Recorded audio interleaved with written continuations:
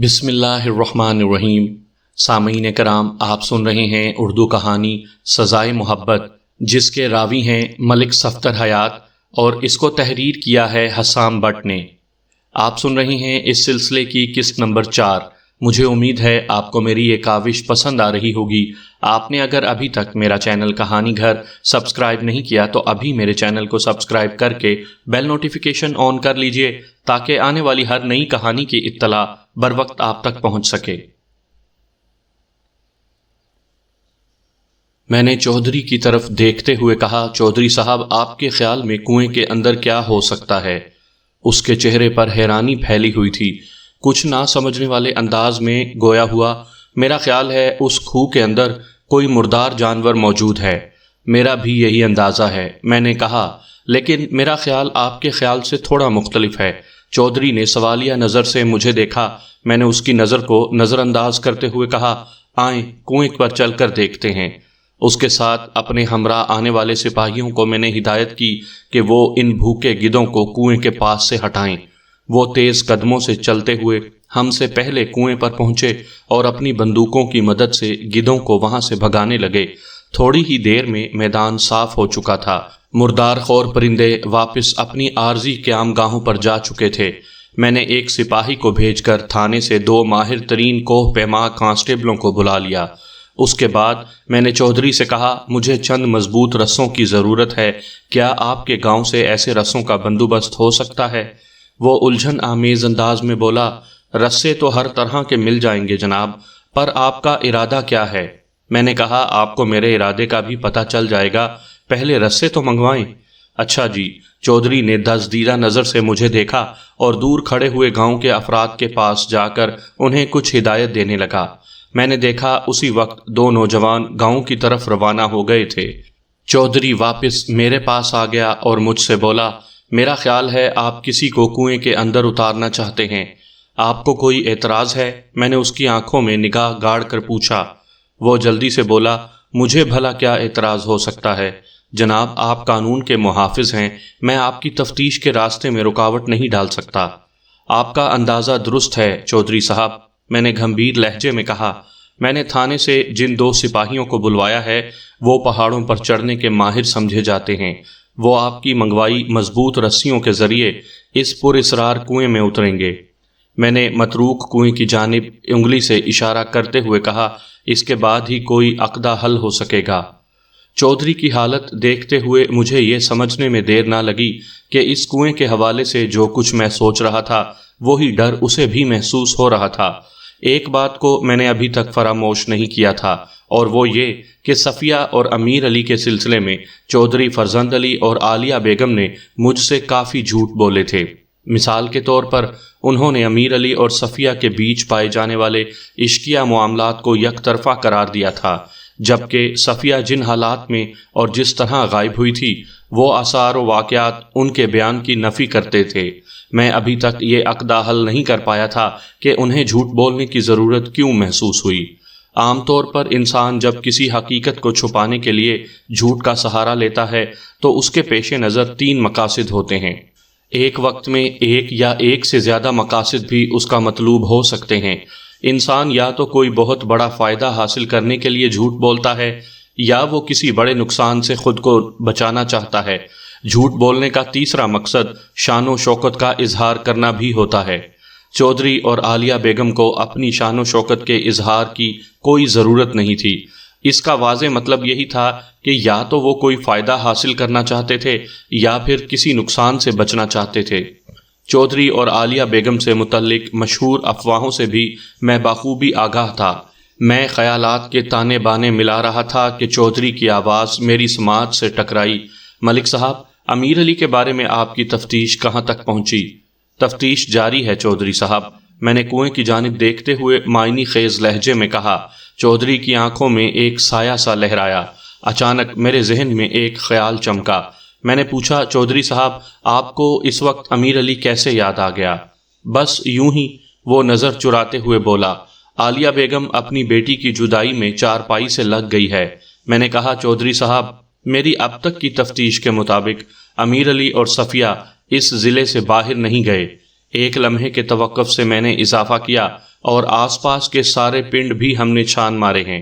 سمجھ میں نہیں آتا انہیں زمین کھا گئی ہے یا آسمان نگل گیا ہے۔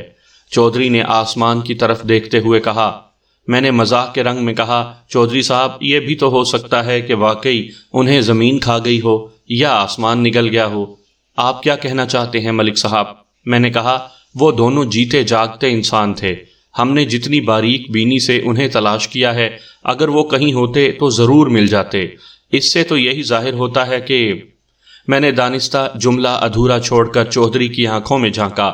وہ جلدی سے بولا، کہیں آپ کا مطلب یہ تو نہیں کہ وہ دونوں اب اس دنیا میں نہیں رہے؟ یہ ناممکن تو نہیں چودھری صاحب۔ میں بدستور اس کی آنکھوں میں دیکھ رہا تھا۔ وہ سراسیمہ لہجے میں بولا، میرا دل کہتا ہے وہ زندہ ہوں گے، ورنہ کہیں نہ کہیں سے ان کی لاشیں تو مل ہی جاتی۔ میں نے کہا، چودھری صاحب ان کی لاشیں تو ہمیں اس وقت ملتی جب انہیں یوں ہی کہیں پھینک دیا جاتا۔ ممکن ہے آپ کے خیال کے مطابق واقعی ان لاشوں کو زمین کھا گئی ہو۔ چودھری کوئی جواب دینا ہی چاہتا تھا کہ گاؤں کی طرف جانے والے نوجوان رسے لے کر وہاں پہنچ گئے۔ ان کے پیچھے پیچھے میرے مطلوبہ سپاہی بھی تھانے سے آ گئے تھے۔ ہماری گفتگو کا سلسلہ ادھورا رہ گیا اور میں ان سپاہیوں کی جانب متوجہ ہو گیا۔ میری ہدایت کے مطابق ایک طویل مضبوط رسے کو ایک نزدیکی درخت کے توانا تنے سے باندھ دیا گیا۔ رسے کے دوسرے سرے کو کنویں میں پھینکا گیا۔ پھر میرے اشارے پر ایک ماہر کوہ پیما پولیس والا اس رسے کی مدد سے کنویں میں اترنے لگا۔ میں نے اسے پوری صورتحال سے آگاہ کر دیا تھا۔ تھوڑی دیر کے بعد وہ جوان کنویں سے برآمد ہوا اور بولا، ملک صاحب رسہ کنویں کی تہہ تک نہیں پہنچ پا رہا، یا تو رسے کی لمبائی کو بڑھایا جائے یا پھر کسی ٹارچ وغیرہ کا بندوبست کیا جائے، کیونکہ کنویں کی تہہ میں گھپ اندھیرا ہے۔ فوری طور پر اس کی فرمائش پوری کر دی گئی۔ چودھری نے میرے کہنے پر اپنی حویلی سے جرمن میڈ ٹارچ منگوا لی۔ اس دوران میں مذکورہ رسے سے ایک اور رسہ منسلک کر کے اس کی لمبائی کو دگنا کر دیا گیا۔ پولیس کا ماہر جوان ایک مرتبہ پھر کنویں کے اندر غروب ہو گیا۔ باہر موجود تمام افراد سانس روکے کھڑے تھے۔ 5 منٹ کے بعد پولیس کے جوان نے باہر آ کر رونگٹے کھڑے کر دینے والی خبر سنائی، ملک صاحب کنویں کی تہہ میں 2 انسانی لاشیں موجود ہیں۔ اس نے رک رک کر واضح الفاظ میں بتایا، ان میں ایک لاش کسی لڑکی کی ہے، دوسرا داڑھی والا کوئی جوان ہے۔ دونوں کے سر خون آلود اور جسم نچے ہوئے ہیں، اور دونوں آپس میں اس طرح لپٹے ہوئے ہیں جیسے انہیں خدشہ ہو کہ مرنے کے بعد بھی انہیں کوئی جدا کر دے گا۔ میں نے سوالیہ نظروں سے چودھری فرزند علی کی طرف دیکھا۔ وہ بولا، ملک صاحب کہیں وہ دونوں… میرا بھی یہی اندازہ ہے چودھری صاحب۔ میں نے اس کی بات کاٹتے ہوئے کہا، میں نے تو پہلے ہی آپ سے کہا تھا کہ ممکن ہے انہیں زمین کھا گئی ہو۔ اس دل دوز سنسنی خیز انکشاف کے ٹھیک 1 گھنٹے بعد ان دونوں کی لاشوں کو متروک کنویں سے باہر نکالا جا چکا تھا۔ اس دوران میں عالیہ بیگم بھی وہاں پہنچ گئی تھی۔ کسی نے اسے اس بازیافت کی اطلاع پہنچا دی تھی۔ بیٹی کی اجڑی پجڑی لاش دیکھ کر عالیہ بیگم کا ضبط جواب دے گیا اور وہ دھاڑے مار مار کر رونے لگی۔ چودھری فرزند علی اسے سنبھالنے کی کوشش کر رہا تھا۔ عالیہ بیگم نے آتے ہی صفیہ کی لاش کو پہچان لیا۔ امیر علی کی لاش کی بھی تصدیق ہو چکی تھی۔ تھوڑی دیر بعد میں نے سب کو لاشوں سے دور ہٹایا اور ان کا معائنہ کرنے لگا۔ امیر علی کے سر پر کسی تیز دھار آلے کے زخم بڑے واضح نظر آ رہے تھے۔ وہ زخم کسی کلہاڑی یا گنڈاسے یا ٹوکے وغیرہ کے ہو سکتے تھے۔ صفیہ کے چہرے، سر اور کندھوں پر بھی ایسے ہی کاری زخم نظر آ رہے تھے۔ ان دونوں کے بازو اور ہاتھ بھی کٹے پھٹے تھے۔ یوں دکھائی دیتا جیسے انہوں نے حملہ آور کے وار روکنے کی پوری کوشش کی ہو، لیکن ان کی ایک نہ چلی ہو۔ سر پر لگنے والے زخم بہت گہرے تھے اور کئی جگہ سے کھوپڑیوں کی ہڈیاں صاف کٹی ہوئی نظر آ رہی تھیں۔ میں نے الٹ پلٹ کر باریک بینی سے دونوں لاشوں کا معائنہ کیا۔ ان کے ہاتھ، چہرے اور سروں پر جمے ہوئے خون دیکھ کر بخوبی اندازہ ہوتا تھا کہ ان کی موت واقع ہوئے کافی دن گزر چکے تھے۔ مردار خور پرندوں نے ان کے مردہ اجسام پر جو تباہ آزمائی کی تھی وہ بھی واضح طور پر دکھائی دے رہی تھی۔ موسم سرما کی وجہ سے ان کی لاشوں کی حالت زیادہ خراب نہیں ہوئی تھی اور شاید اسی لیے گدھ وغیرہ خاصی تاخیر سے ان تک پہنچے تھے۔ اگر موسم گرما ہوتا تو ممکن تھا بہت جلد فضا تعفن سے بس جاتی اور کئی روز پہلے اس راز سے پردہ اٹھ جاتا۔ میں نے ضروری کارروائی مکمل کرنے کے بعد دونوں کی لاشوں کو پوسٹ مارٹم کے لیے ضلعی ہسپتال بھجوا دیا اور خود چودھری کے اصرار پر اس کی حویلی میں آ گیا۔ عالیہ بیگم پچھاڑیں کھاتے کھاتے بے ہوش ہو چکی تھی۔ ہم سے پہلے اسے حویلی میں پہنچا دیا گیا تھا اور اس وقت ایک ڈاکٹر اس کا معائنہ کر رہا تھا۔ ڈاکٹر نے صدمے کے اثر کو زائل کرنے کے لیے عالیہ بیگم کو ایک سکون آور ٹیکہ لگایا اور تسلی تشفی دے کر واپس چلا گیا۔ ہم حویلی کی وسیع و عریض بیٹھک میں آ کر بیٹھے تو چودھری فرزند علی نے مردہ لہجے میں کہا، ملک صاحب یہ تو معاملہ ہی دوسرا نکل آیا، ابھی تو آگے دیکھیں چودھری صاحب۔ میں نے سنجیدہ لہجے میں کہا، کون سا نیا معاملہ سامنے آتا ہے؟ وہ کسی گہری سوچ میں ڈوب گیا۔ تھوڑی دیر بعد میں نے دھیمے لہجے میں کہا، چودھری صاحب یہ موقع تو ایسا نہیں ہے، لیکن پھر بھی میں آپ سے ایک ذاتی قسم کا سوال پوچھنا چاہتا ہوں۔ چودھری نے چونک کر میری طرف دیکھا اور بوجھل انداز میں بولا، کس قسم کا ذاتی سوال ملک صاحب؟ اس وقت بیٹھک میں میرے اور چودھری کے سوا اور کوئی بھی نہیں تھا، پھر بھی میں نے سرگوشیانہ انداز میں کہا، میں نے آپ کے اور عالیہ بیگم کے بارے میں کچھ باتیں سنی ہیں۔ وہ سیدھا ہو کر بیٹھ گیا۔ کیسی باتیں جناب؟ میں نے کہا، مجھے پتا چلا ہے آپ عالیہ بیگم سے شادی کا ارادہ رکھتے ہیں۔ آپ کو یہ بات کس نے بتائی ہے؟ اس بات کو آپ چھوڑیں، میری بات کا جواب دیں۔ وہ ایک طویل سانس خارج کرتے ہوئے بولا، آپ نے جو کچھ سنا ہے وہ کسی افواہ سے زیادہ حیثیت نہیں رکھتا۔ اور حقیقت کیا ہے؟ میں نے سوال کیا۔ حقیقت یہ ہے کہ ملک صاحب، وہ کچھ دیر سوچنے کے بعد بولا کہ عالیہ بیگم میرے مرحوم دوست کی بیوہ ہے، اس کا خیال رکھنا میں اپنا فرض سمجھتا ہوں۔ اس کے علاوہ ہمارے درمیان کچھ نہیں ہے، اور جہاں تک لوگوں کے کہنے کا تعلق ہے تو کسی کی زبان کہاں تک پکڑی جا سکتی ہے؟ لوگ تو بادشاہوں کو بھی پیٹھ پیچھے گالیاں دیتے ہیں۔ بجا فرمایا آپ نے، میں نے ٹھہرے ہوئے لہجے میں کہا، مگر آپ کو یہ بھی معلوم ہوگا چودھری صاحب کہ رائی ہو تو پربت بنتا ہے۔ جو حقیقت تھی وہ میں نے آپ کو بتا دی ہے، یعنی میں یقین کر لوں کہ آپ سچ کہہ رہے ہیں۔ آپ کو شبہ کیوں ہے؟ وہ حیرت سے میری طرف دیکھنے لگا۔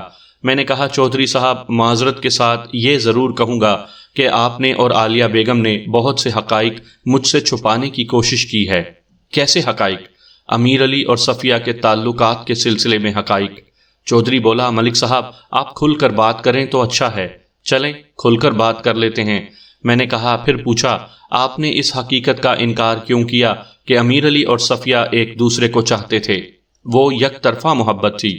چودھری جلدی سے بولا، صفیہ امیر علی کو پسند نہیں کرتی تھی، جبکہ حالات و واقعات اس بات کی تصدیق کر رہے ہیں کہ وہ دونوں ایک دوسرے سے محبت کرتے تھے۔ میں نے چبھتے ہوئے لہجے میں کہا، آپ ان دونوں کی لاشوں کو دیکھ چکے ہیں، کیا اب بھی آپ میرے خیال کی تردید کریں گے؟ میں اس وقت کسی تصدیق یا تردید کی الجھن میں نہیں پڑنا چاہتا ملک صاحب، چودھری نے بے بسی سے کہا۔ اس واقعے نے مجھے اعصابی طور پر بہت بری طرح متاثر کیا ہے۔ آپ بالکل ٹھیک کہہ رہے ہیں، میں نے تائیدی لہجے میں کہا۔ آپ کی حالت سے اس بات کا بخوبی اندازہ ہو رہا ہے۔ ویسے عالیہ بیگم کی حالت خاصی تشویشناک ہے۔ وہ ایک دم چونک گیا، پھر بولا، ملک صاحب آپ نے ایک بات نوٹ کی؟ کون سی بات؟ وہ بولا، عالیہ بیگم اس وقت میری حویلی میں موجود ہے، اس حویلی میں جہاں میری 3 عدد بیویاں پہلے رہ رہی ہیں۔ آپ عورتوں کی نفسیات اور فطرت سے آگاہ ہوں گے۔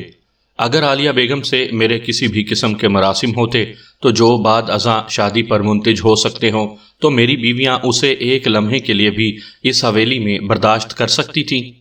اس کی بات میں وزن تھا۔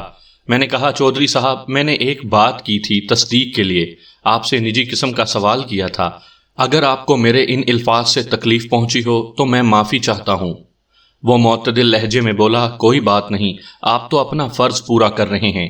میں نے کہا، چودھری صاحب مجھے پتا چلا تھا کہ جس روز امیر علی اور صفیہ لاپتہ ہوئے تھے اس سے 2 دن قبل، یعنی جمعہ 13 دسمبر کی رات کو آپ عالیہ بیگم کے گھر پر موجود تھے۔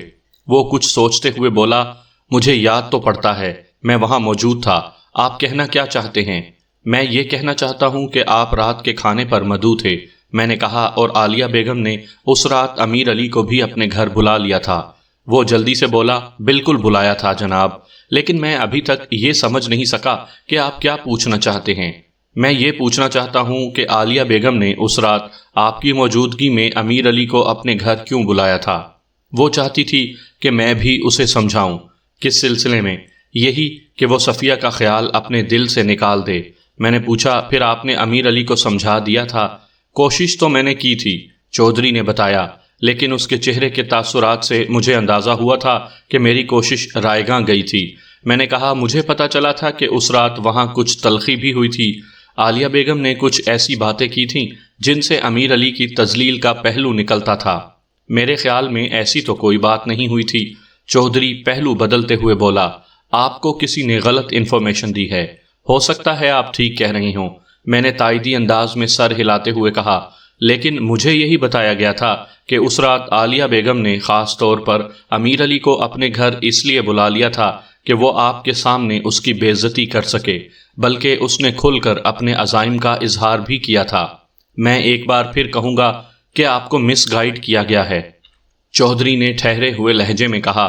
اب اس کی حالت خاصی حد تک سنبھل چکی تھی اور لب و لہجے میں اعتماد لوٹ آیا تھا۔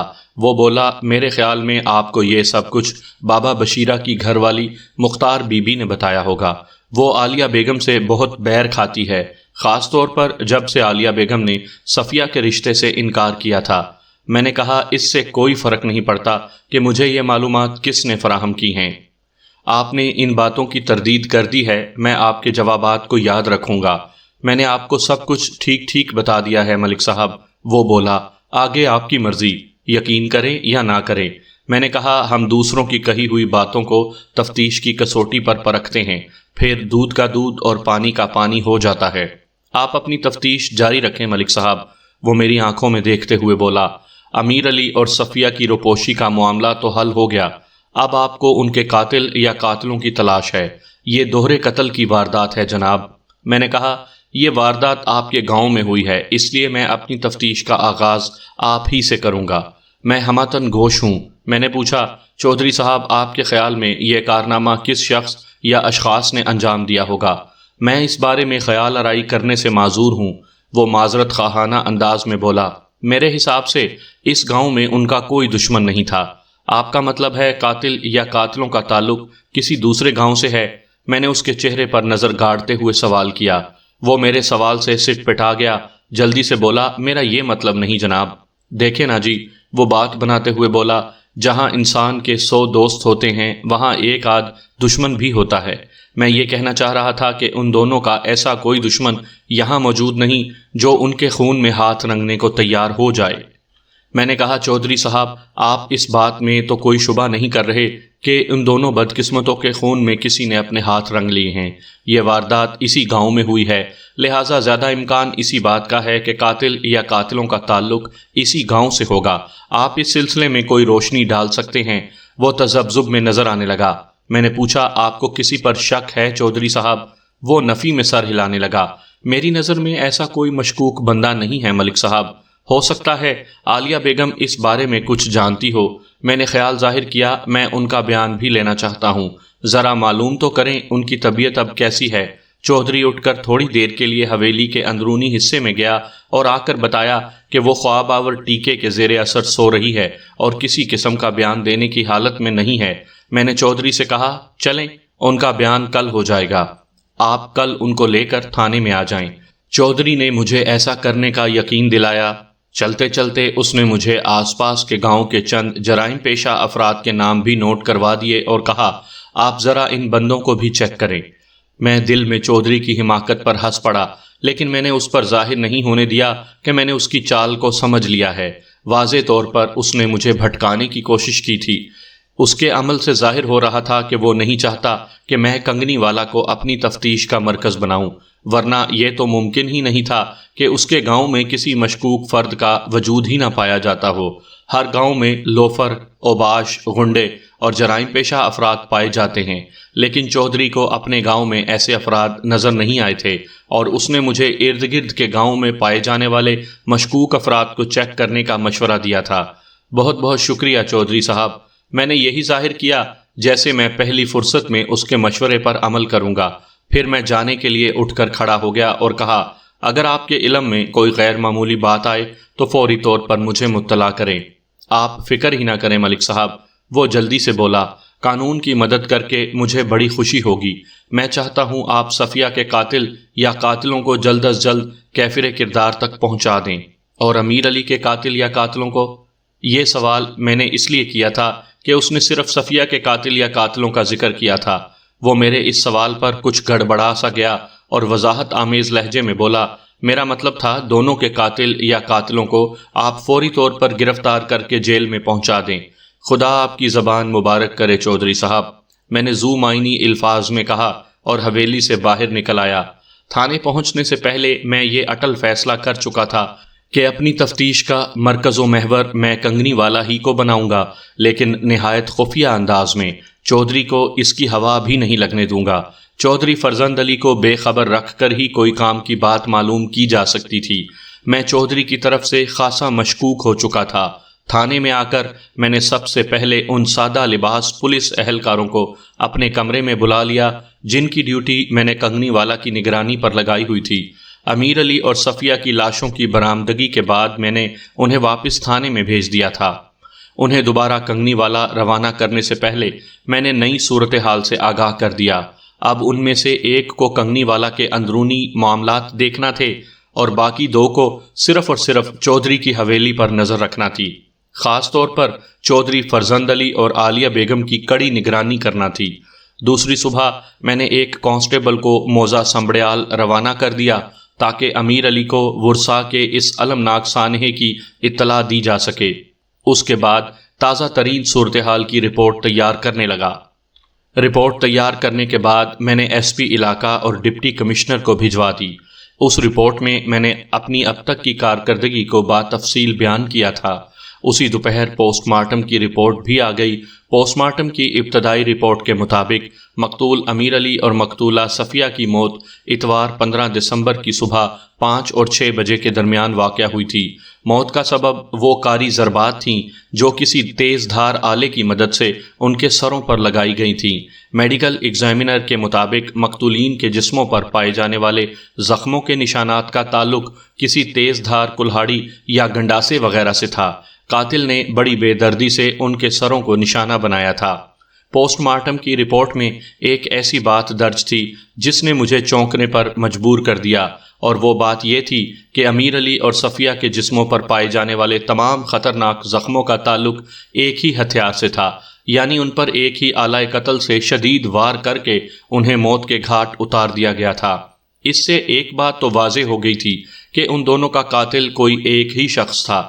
میرا ذہن بڑی تیز رفتاری سے کام کر رہا تھا اور واقعات کی کڑیاں خود بخود مل رہی تھیں۔ عالیہ بیگم کے گھر چودھری فرزند علی کا آنا جانا تھا اور یہ بات پورا گاؤں جانتا تھا۔ یہی وجہ تھی کہ کوئی شخص عالیہ بیگم یا صفیہ سے دشمنی مول لینے کے بارے میں سوچ بھی نہیں سکتا تھا۔ اب یہ بات سمجھ میں آتی تھی کہ قاتل جو کوئی شخص بھی تھا وہ یا تو اتنا طاقتور تھا کہ چودھری کی مخالفت مول لینے کا حوصلہ رکھتا تھا، یا پھر اسے کسی طاقتور شخص کی پشت پناہی حاصل تھی۔ ایک امکان یہ بھی تھا کہ یہ کسی دل جلے عاشق کا کارنامہ ہو سکتا ہے، کوئی ایسا نامراد عاشق ناشاد جو صفیہ کو چاہتا ہو اور امیر علی کو اپنا رقیب روسیہ سمجھتا ہو۔ مگر پھر سوال یہ پیدا ہوتا تھا کہ اس نے امیر علی کے ساتھ صفیہ کو کیوں ٹھکانے لگا دیا؟ ایک بات یقینی تھی کہ صفیہ امیر علی کے ساتھ اپنی مرضی سے گئی تھی، زیادہ امکان اس بات کا تھا کہ وہ طے شدہ پروگرام کے تحت فرار ہو رہے تھے کہ قسمت نے ان کا ساتھ چھوڑ دیا اور وہ اپنے کسی بدخواہ کے ظلم کا شکار ہو گئے۔ یہ بھی ہو سکتا تھا کہ کوئی ایسا شخص جو ان کی طاق میں رہتا ہو، اسے کسی طرح ان کے پروگرام کا پتہ چل گیا ہو اور اس نے موقع دیکھ کر کلیجہ ٹھنڈا کر لیا ہو۔ میرا ذہن جس تیزی سے واقعات کی کڑیاں ملا رہا تھا، اس سے مجھے امید تھی کہ بہت جلد میں امیر علی اور صفیہ کے قاتل تک پہنچ جاؤں گا۔ اگلے روز چودھری فرزند علی عالیہ بیگم کو تھانے لے آیا۔ میں نے عالیہ بیگم کا تفصیلی بیان دوبارہ نوٹ کیا، لیکن کوئی کام کی بات معلوم نہ ہو سکی۔ یوں لگتا تھا جیسے چودھری اسے پڑھا کر لایا ہو۔ دونوں کے بیانات میں کوئی تضاد نہیں تھا۔ چودھری کے رخصت ہونے کے آدھا گھنٹے بعد مقتول امیر علی کا چھوٹا بھائی کبیر علی اپنی ماں برکت بی بی کے ساتھ دل گرفتہ حالت میں تھانے پہنچ گیا۔ برکت بی بی اپنے جوان سال بیٹے کی لاش حاصل کرنے آئی تھی۔ اس کی آہوزاری دیکھ کر میرا دل خون ہو گیا۔ میں نے خصوصی دلچسپی لے کر امیر علی کی لاش کو جلد از جلد سنبڑیال بھجوانے کے انتظامات کر دیے۔ اس سے زیادہ میں اس ستم نصیب عورت کے لیے کچھ نہیں کر سکتا تھا۔ مجھے اپنی بے بسی کا اندازہ تھا۔ میں اپنی بھرپور صلاحیتوں کو بروئے کار لا کر بھی امیر علی کو دوبارہ زندہ نہیں کر سکتا تھا۔ ہاں، یہ ضرور تھا کہ میں نے اپنے دل میں امیر علی کے قاتل کو عبرتناک سزا دلوانے کا پختہ عزم کر لیا تھا۔ اگلے روز میں تھانے پہنچا تو ایک نہایت ہی اہم اطلاع میری منتظر تھی۔ میں نے جن ہوشیار قسم کے پولیس اہلکاروں کو چودھری کی کڑی نگرانی کی ذمہ داری سونپی تھی، ان میں سے ایک میرا انتظار کر رہا تھا۔ میں نے فوری طور پر اسے اپنے کمرے میں بلا لیا۔ اس سادہ لباس اہلکار کا نام ممتاز خان تھا۔ میں نے پوچھا، ممتاز خان، تم خاصے بے چین دکھائی دے رہے ہو، کیا کوئی خاص بات ہے؟ بات کے خاص یا عام ہونے کا فیصلہ تو آپ ہی کریں گے جناب، وہ اضطراری لہجے میں بولا۔ میں نے جو غیر معمولی بات نوٹ کی ہے وہ آپ کو بتانے آیا ہوں۔ وہ غیر معمولی بات کون سی ہے؟ وہ بولا، چودھری فرزند علی گزشتہ 2 روز سے خفیہ طور پر جیرے موچی کو ڈھونڈ رہا ہے، اور جیرا موچی پنڈ سے غائب ہے، اور یہ اطلاع تم 2 روز بعد مجھ تک پہنچا رہے ہو۔ میں نے اسے کڑے تیوروں سے گھورا۔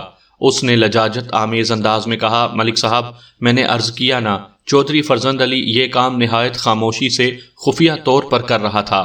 مجھے آج صبح ہی اس کی خبر ہوئی ہے۔ میں نے قدرے نرم لہجے میں کہا، پھر پوچھا، یہ جیرا موچی کون ہے بھائی؟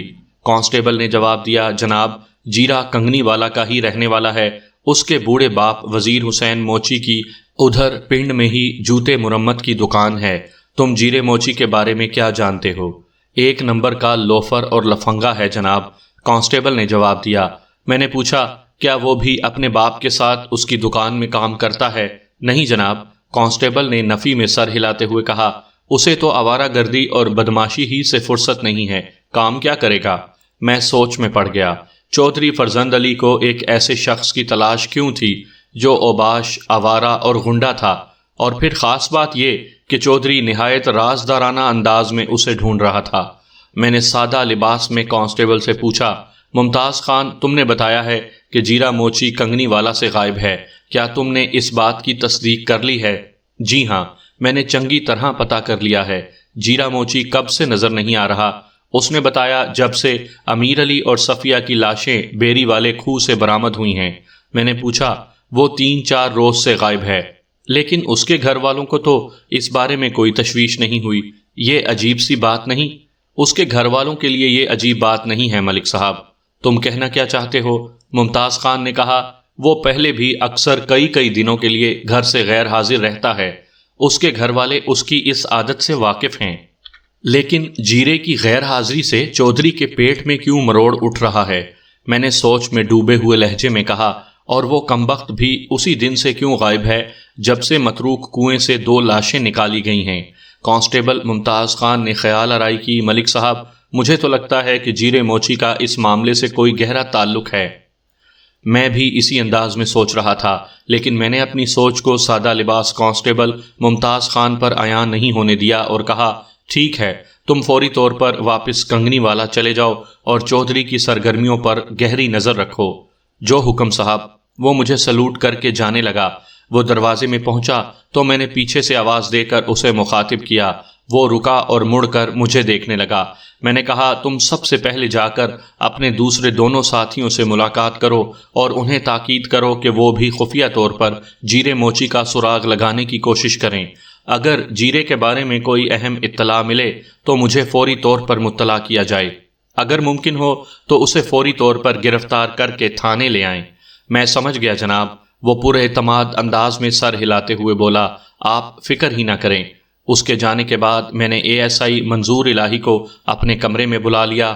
وہ میرے پاس آیا تو میں نے اسے ساری صورتحال سمجھانے کے بعد کہا، منظور الہی، تمہیں جتنے سپاہیوں کی ضرورت ہو انہیں منتخب کر کے ایک چھاپہ مار ٹیم تشکیل دو اور نہایت ہی رازدارانہ انداز میں آس پاس کے علاقوں میں جیرے موچی کو تلاش کرنے کی کوشش کرو، اور جیسے ہی اس کا کوئی سراغ ملے اسے گرفتار کر کے یہاں لے آؤ۔ اس نے تسلی آمیز لہجے میں کہا، ملک صاحب، آپ بے فکر ہو جائیں، میں یہ کام اس طرح کروں گا جیسے مکھن میں سے بال نکالا جاتا ہے۔ شاباش۔ میں نے کھلے دل سے اس کی تعریف کی، اور اس بات کا خیال رکھنا کہ تمہیں چودھری فرزند علی سے پہلے جیرے موچی پر ہاتھ ڈالنا ہے۔ ہماری کامیابی اس بات سے مشروط ہے کہ جیرا چودھری کے ہتھے نہ چڑھنے پائے۔ وہ پرعزم لہجے میں بولا، میں اپنی سی کوشش کروں گا جناب، آگے جو مولا کو منظور ہو۔ تم منظور الہی ہو، میں نے اس کے فراخ سینے پر نگاہ ٹکاتے ہوئے کہا۔ مولا کو جو منظور ہوگا وہ ہمارے حق میں بہتر ہی ہوگا۔ وہ زیر لب مسکرا دیا اور میرے کمرے سے باہر نکل گیا۔ میں نے اسی روز بطور احتیاط پیش بندی کرتے ہوئے پولیس کے مخبروں کو بھی ریڈ الرٹ کر دیا۔ آئندہ 2 روز تک حالات غیر یقینی رہے۔ تیسرے روز ایک اہم اطلاع مجھ تک پہنچی۔ وہ اطلاع جیرے موچی کے بارے میں تھی۔ اطلاع دینے والا پولیس کا پرانا مخبر تھا، اس کا نام نبی بخش تھا۔ وہ اس سے پہلے بھی بہت مفید معلومات مجھ تک پہنچاتا رہا تھا۔ اتفاق سے وہ میرا پرانا واقف کار بھی تھا۔ نبی بخش نے مجھے بتایا کہ جیرا موچی ایمن آباد کے چودھری دلدار حسین کے ڈیرے پر پایا گیا تھا۔